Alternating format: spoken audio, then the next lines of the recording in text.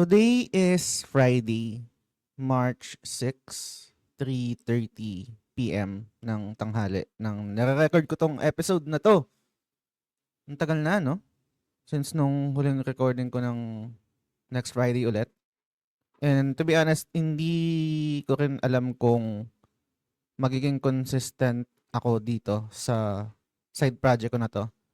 Um, Siyempre yung bandwidth pa rin and, mga ganap sa buhay. Pero naisip ko lang mag-record ulit nitong NFU kasi nalimpungatan ako.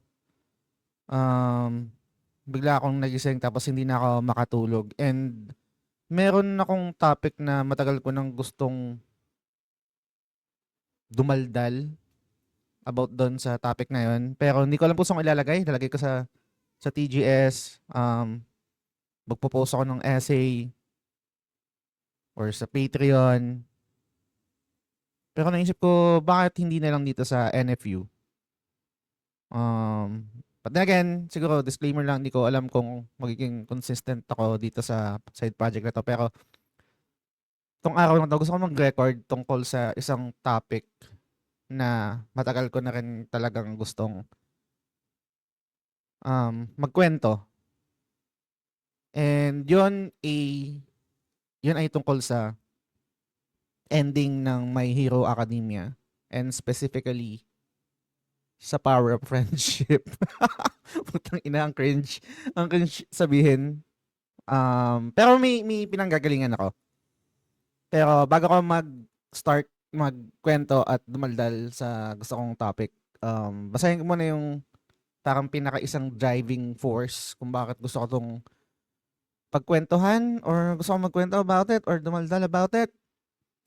May PM sa akin yung pinsan ko si Leo. Sabi niya sa akin, Kuya Jazz, na lilimutan kong sabihin sa'yo na yung time after mo matapos yung My Hero Academia, same time nung natapos ko din yon, tapos sabi mo naiyak ka kay Toga, isang character sa My Hero Academia.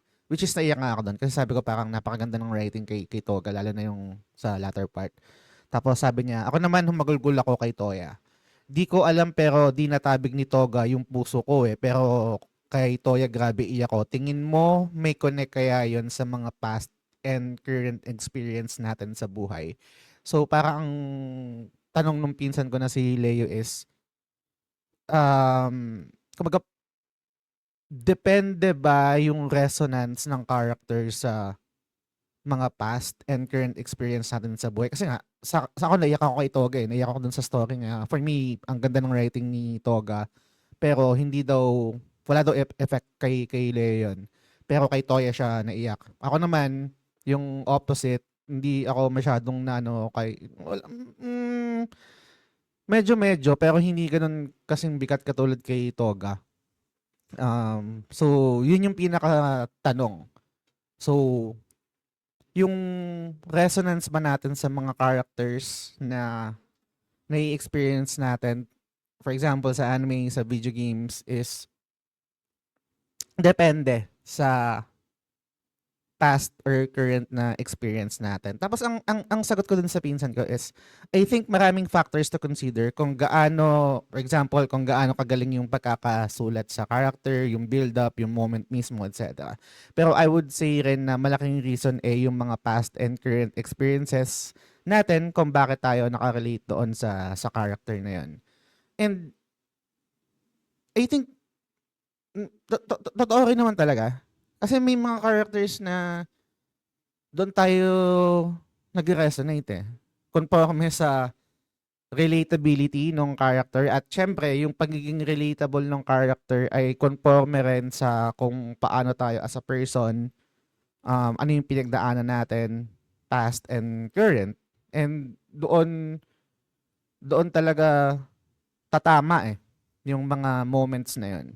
Pero maliban doon kay Toga, tsaka maliban kay Toya at sa mga ibang characters sa My Hero Academia, gusto kong mag-focus specifically doon sa tema ng power of friendship. Kasi maliban doon sa na naka-relate ako kay, hindi literal na naka-relate pero naramdaman ko kasi yung character ni Toga and naiyak din ako talaga, naiyak talaga ako sa kanya.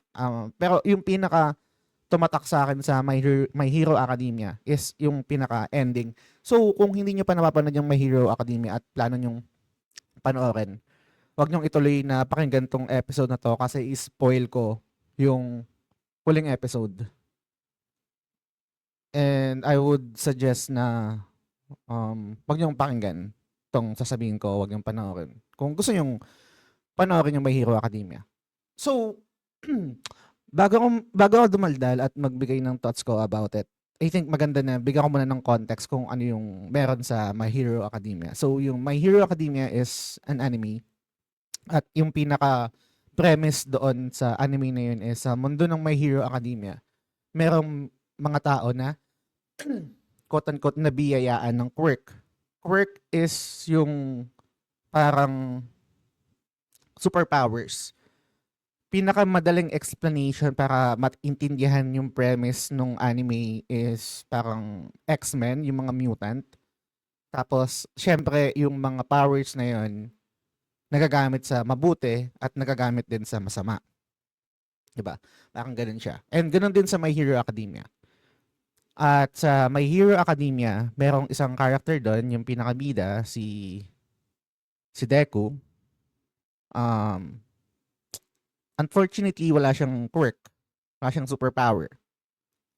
And pangarap niyang maging isang hero.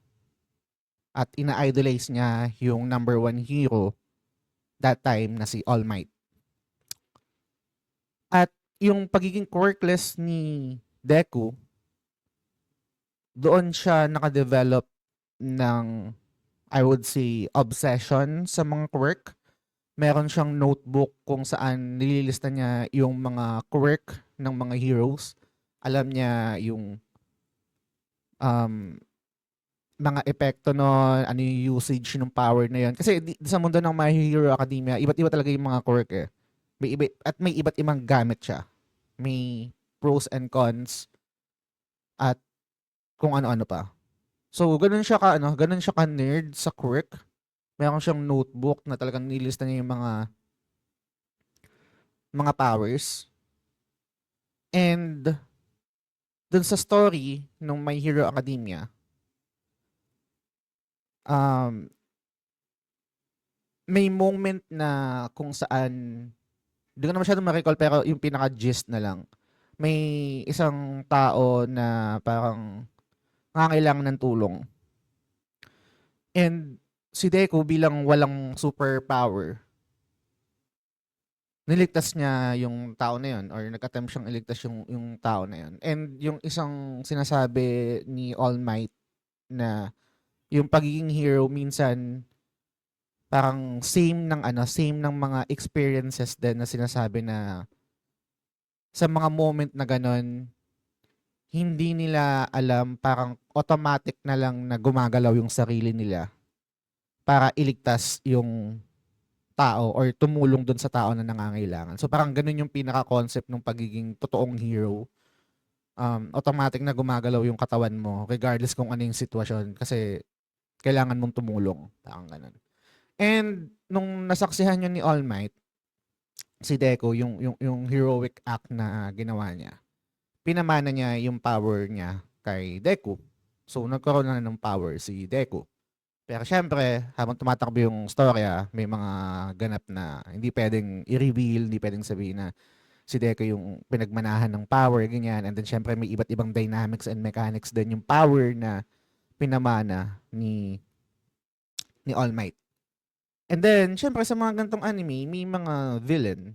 And i-fast forward ko na sa pinaka parang super villain or kalaban dito sa My Hero Academia, yung pinaka power is All for One yung pangalan. And yung kay All Might naman is One for All. So basically parang opposite sila. Syempre may history yun, may pinanggalingan yun, ganyan-ganyan.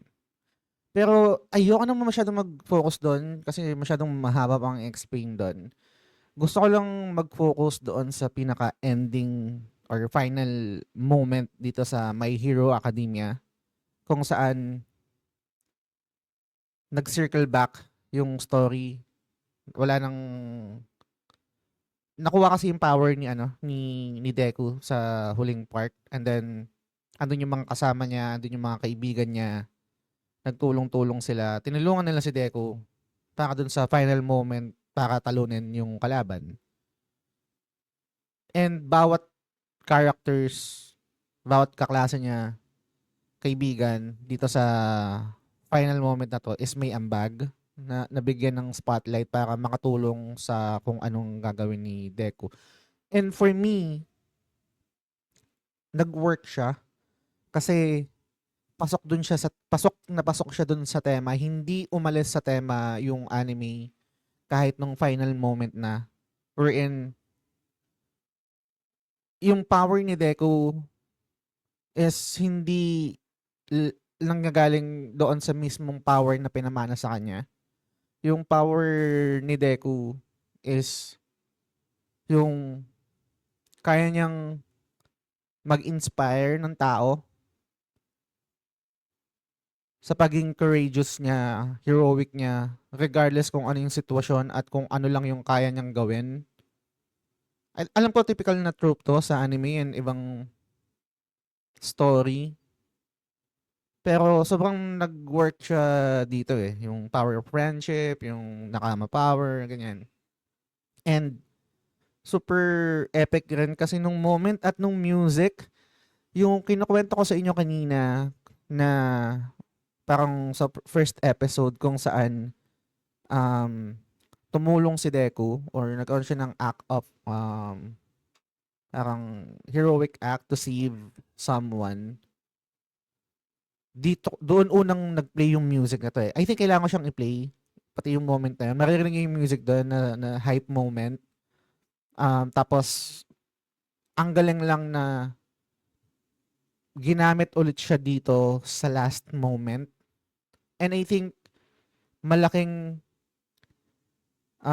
portion nung moment, nung final moment na to is binuhat nung music. Play ko siya. Panoorin natin. Kasi kailangan I think kailangan ng visual aid. Kailangan makita nyo kung ano yung nangyayari. And yung music mismo. Para mas mag-make sense. Share ko yung screen ko. Parang nagpe-present lang ako sa trabaho. Ano yun, Jolly ko? Ingat, ang ingin na pusa ko. So, play natin to.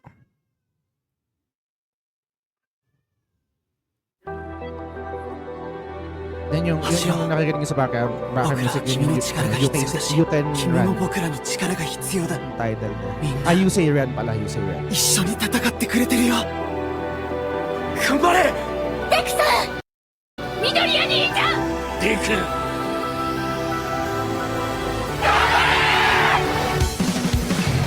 道を作るんだ。死柄木に至る道を。走れ、緑谷君。走れ。風の類なら私電磁投射をDagdag context sa scene na to. Ito na talaga parang talon-talon na sila kasi lakas ng kalaban eh. Tapos nakuha pa yung power ni Deku. So, parang final moment na talaga to. Huling barahan nila to make it work. And so super hina na rin ni Deku. Si Deku lang kasi yung parang may capacity to fight o yung may ability to fight yung kalaban. So, na-encapsulate nung moment na to yung tema ng power of friendship and yung power niya na one for all. 以上みんな全身ズタボロだろ温存しろあいつに届く力はお前だけだ俺たちが塞ぐ本当頑張れ頑張れパラスって頑張れ緑谷俺たちの機動力じゃこの猛攻をかいくぐるのは難しいが少しだけあなたを運ぶことぐらいなら Tapos gaya ng sabi ko kanina, yung bawat powers or quirk ng mga kaibigan niya, ng mga kaklase niya is hindi typically parang quote-unquote malakas. May iba't ibang usage talaga siya. And ginamit nila yung power na yon dito sa scene na to para mag-work yon doon sa kailangang gawin ni Deku, which is tumatakbo siya papunta doon sa kalaban para sa final moment attempt to defeat the enemy. So, なんだ皮肉にしか見える者ども、なぜ死なない。ろくに動けていないのに目玉だけが。そうか、目がいずか。頑張れ頑張れ緑谷、頑張れ。 tapos yung tangina na ano ko, teary-eyed ako. Yung di ko alam kung ano yung tama, ganbare ba o gambare. Sa parang ganbare, I think ang ibig sabihin is you can do it. So, yun yung sinisigaw nila kay Deku na parang you can do it, parang ganyan. 前の弱さがオールマイトにはなかった。弱き強さが。 Tapos yung kanina pinakita ko dito yung nagsasalita, si All Might yun. Parang dito niya ninanarrate na naging inspiration niya si Deku. Siya yung number 1 hero, tapos si Deku is quirkless. Wala siyang power. 緑谷少年、あの日君が駆け出したから私の体が動いたんだ。あの日からずっと君は私の最高のヒーローだったよ。今なら彼女が言っていたこともよくわかる気がするよ。頑張れ頑張れ頑張れヒーロー、頑張れ。みんなの声が頑張れ頑張れ聞こえる。頑張れ頑張れ頑張れ。 Tapos yun yung nanay niya, yung sumigaw, Ganbare Deku. Callback din siya nung mga unang episode kasi parang yung moment na walang quirk or parang acceptance na walang quirk si Deku. Hindi I would say na hindi yun yung meron sinabing nanay niya na hindi yun yung parang ina-expect niya or gusto niyang marinig sa nanay niya. Pero this time parang eto na yun. Eto na yung moment na yun. Ganbare Deku.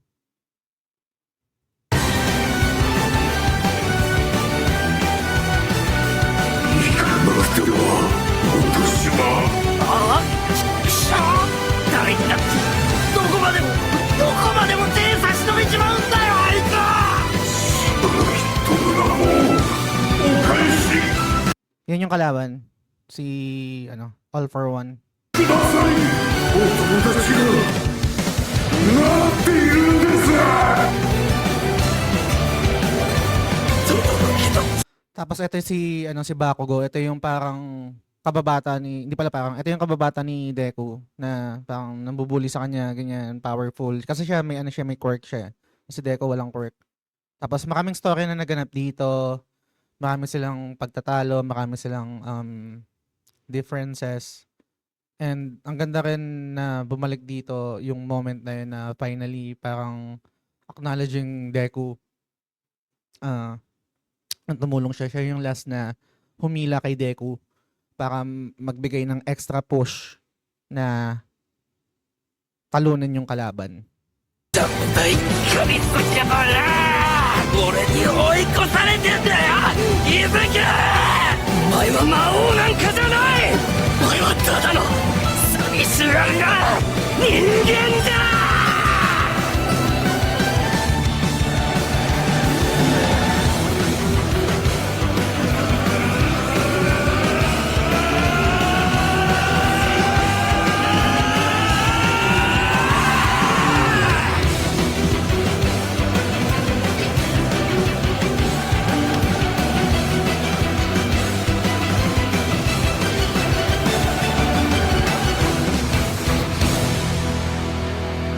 Say run.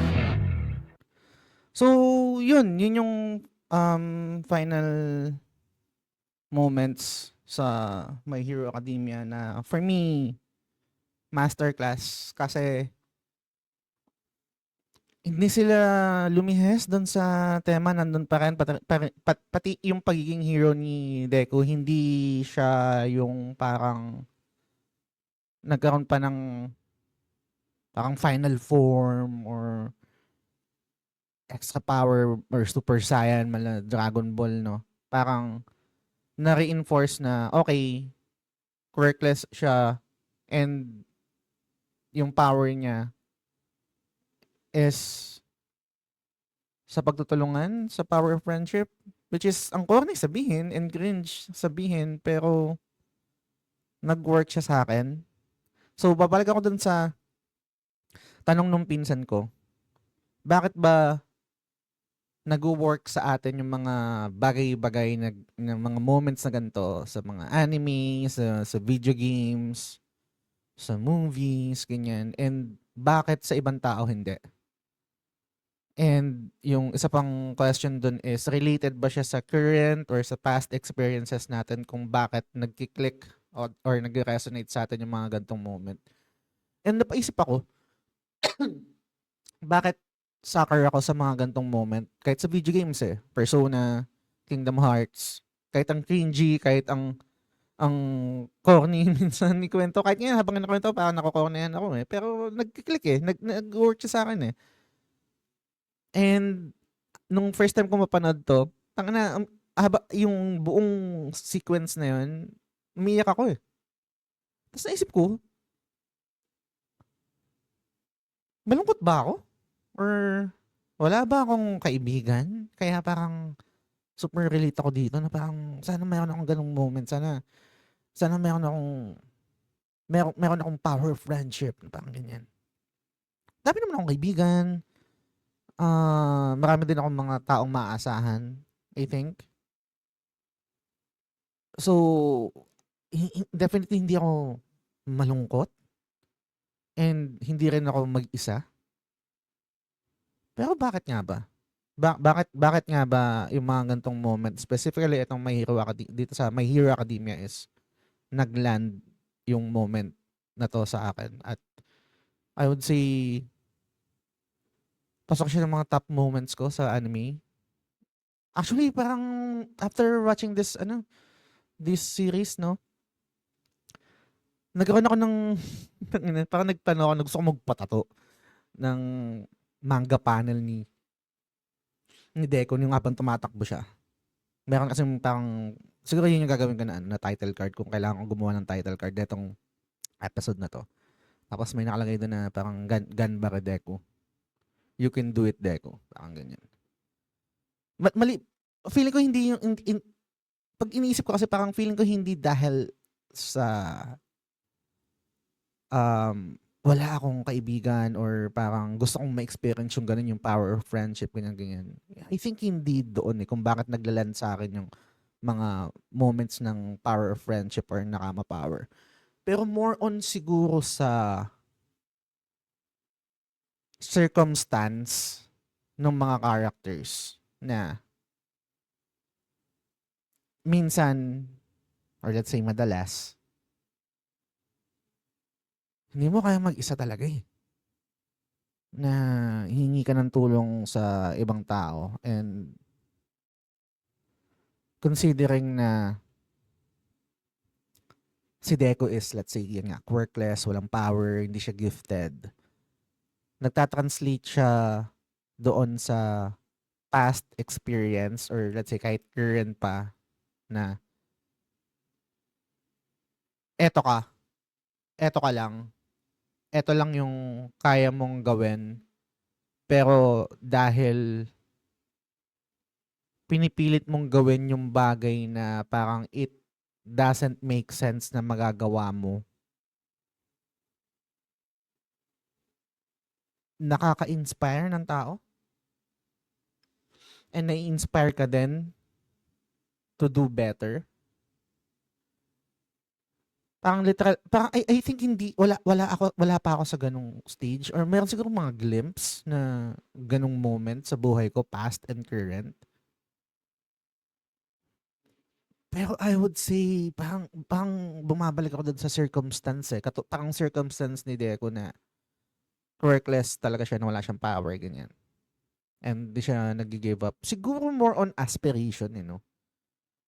kung hihimayin ko talaga or di-drill down ko kung bakit nagki-click sa akin yung mga moments na 'to, siguro is yung aspiration na gusto mong maging gano'n.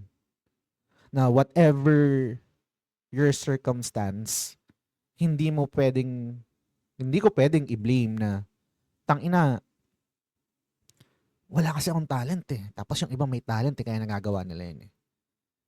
Parang kahit yun yung reality, hindi tama na gawin siyang excuse kasi may puwede kang gawin, eh. Ang pinaka nare-recall ko na isang medyo 1:1 na example is yung meron akong alam mo parang sorry medyo paulit-ulit ko ng kinukuwento 'to, pero kailangan ko lang magbigay ng example is yung nung bata ako mahilig ako mag-drawing. Mahilig pero hindi magaling. Lagi akong may sketchpad or sa libro sa likod ng notebook lagi akong nagdo-drawing, ganyan. Tapos uso mag-drawing before ng Zenki, ng Ghost Fighter, ng Dragon Ball, ganyan. And nakakapag-drawing lang ako kapag may kopyahan, may reference. Tapos meron akong kaklase, shoutout ko pa rin, kaibigan ko, si Sam Aguilar, na I would say na siya talaga talented siya mag-drawing kasi nakakapag-drawing siya ng walang reference at kuwang-kuwa talaga. Tapos ako hindi ko kaya, kumbaga parang hindi ko kayang i-visualize yung image ng gusto kong i-drawing para mag-translate doon sa actual na stroke ng kamay ko sa papel. Wala, hindi kaya. Kailangan merong physical na kopyahan. Doon, nakokopya ko. Pero yung out of nothing, sa utak lang, tapos magdo-drawing ka, hindi ko kayang gawin yun. Tapos parang doon ko na-realize, putang ina, ba't ganun, no? May mga talented talaga. And kung i-relate ko doon sa My Hero Academia na meron talaga may mga pinanganak na merong quirk or superpower, parang ganun. Na ako, kahit pangarapin ko na maging superhero, hindi ko magagawa kasi wala akong hindi ako nabiyayaan na may talent na may ganun. Pero hindi kahit totoo siya, hindi mo siya pwedeng gawing excuse, eh. I think maling mindset 'yun. And yung example natin na si Deku na quirkless, yung pagiging quirkless niya nag-result into obsession sa mga quirk and eventually yung obsession niya sa mga quirk, yun yung naging quirk niya. Nagme-make sense? Yun yung naging superpower niya. Isang example is yung si Kafka. Kafka ba yung pangalan nun sa Kaiju number 8 na matanda na siya, middle age, ganyan. Tapos hindi siya talented, parang ilang take na siya, parang hindi siya nakakapasa doon sa, nakalimutan ko na anong tawag doon, yung parang kumakalaban ng mga kaiju. Pero dahil doon sa trabaho niya na tagalinis ng mga kaiju, nakabisado niya yung anatomy ng bawat kaiju and yun yung naging strength niya para magkaroon ng advantage kasi kabisado niya yung anatomy, kabisado niya yung mga weakness ng mga kaiju, ganyan. I think ganun. I think yun yung isa sa mga reason na kaya kong i-pinpoint kung bakit nagkiklik sa akin yung mga ganito. Yung aspiration niya. Hindi ka talented. And that's fine. Pwedeng ako or tayo humanap ng sarili nating path. Pwede tayong mag-carve ng sarili nating path para mag-excel. Hindi man sa parehong paraan kung paano nag-excel yung ibang tao, but in our own way kung paano tayo pwedeng mag-excel. And minsan hindi man yun yung traditional way on how to excel. Meron pa rin way. Or baka naman sa mga gantong moments, katulad sa My Hero Academia, katulad sa Persona, katulad sa Kingdom Hearts, katulad sa Final Fantasy, katulad sa ibang series. Baka minsan yung superpower natin is hindi para sa atin mismo, but para sa ibang tao. Baka wala tayong ability to shine, but baka meron tayong ability to let other people shine, and that's fine. Baka pwedeng ganun. Baka yun yung superpower natin. Yan lang. I think yun lang. Yun lang gusto ko i-discuss. baka yun. Hindi ko alam, pero yun lang yung pinaka main takeaway ko dun. Kasi hindi ko rin talaga maisip or hindi ko ma-pinpoint, mahimay kung bakit nagkiklik sa akin yung mga moments na to. Kasi hindi naman ako, parang hindi ko naman nararamdaman na parang underdog ako or parang wala akong parang ganap sa buhay or ang dami kong gustong gawin. Meron din akong mga kaibigan na maasahan ko mga power of friendship eh.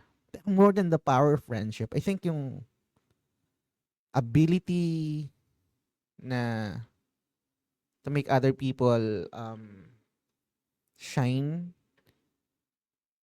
yun yung parang aspiration ko or gusto kong gawin or nagiging happy ako na kapag nagagawa ko yun. Or hindi man ability to make other people shine or have their own parang spotlight kahit wala sa akin yung spotlight mismo. But at least ang cringe pero at least to inspire na uy, ako nga hindi nga ako magaling magsalita eh. Minsan hindi ko na-articulate ng maayos yung mga ideas ko, yung mga thoughts ko. But I still do it. Baka ikaw mas magaling ka. And kailangan mo lang din gawin na ako nga, kapal ng muka, mag-podcast, dumaldal sa mic, kahit wala nung mga qualities ng isang makakategorize na magaling. Baka ikaw yun. And you just have to do it. And siguro magiging masaya ako kung merong isa, dalawa, o kahit ilan pa na mabigyan ko ng extra push sa courage na ginagawa ko kahit alam kong hindi ako magaling. Siguro yun. Yan. Yan lang.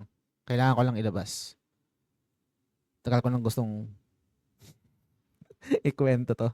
Hindi ko kasi alam kung saan ko siyang ilalagay kung sa flagship or post ako ng essay. Isip ko na lang dito. And why not? Minsan lang naman. Diba? Tagal ko hindi nag-record ng NFU and dito ko na lang ilagay. Hindi ko alam kung magiging consistent ulit ako